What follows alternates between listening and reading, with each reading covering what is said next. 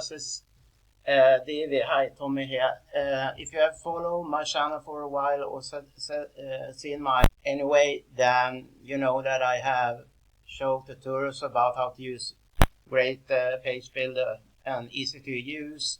But now, after I've started using OptimizePress for a while, I really feel that, especially for beginners, it's a very easy page builder and funnel builder, and it's even more simple to use than Divi. So I thought I should show you how to build a funnel here, and then you go first to OptimizePress.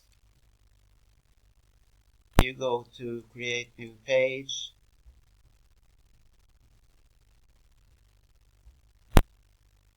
So here I've gone to the template library and choose premium templates, and here you can choose which one you're using. I thought I'm going to use one with opt-in, so let's choose this one. You can either preview it first or you can use this. I'm going to click on use this template.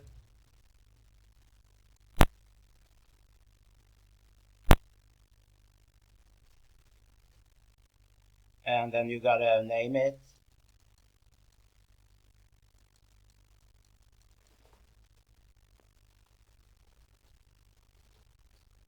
And it's gonna be a page. You can choose other things, but we're gonna use it as a page. You can choose post or page, and we're gonna, like I said, we're gonna choose a page.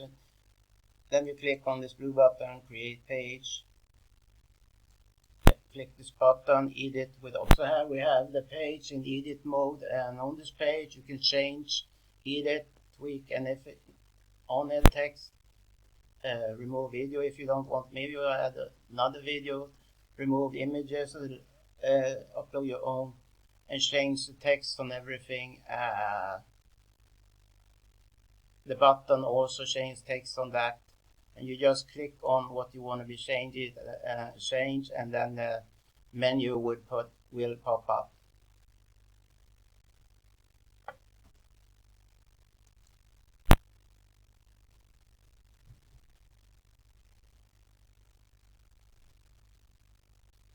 As you can see here, different about the and so you can choose to remove the section by clicking bin there. Here you have a 3-step video series, but if you have your own video series, you can upload your own, and then if you don't want to use this section, you just mark it and remove it. And here's the picture of a guy that has this course that you can delete and upload your own.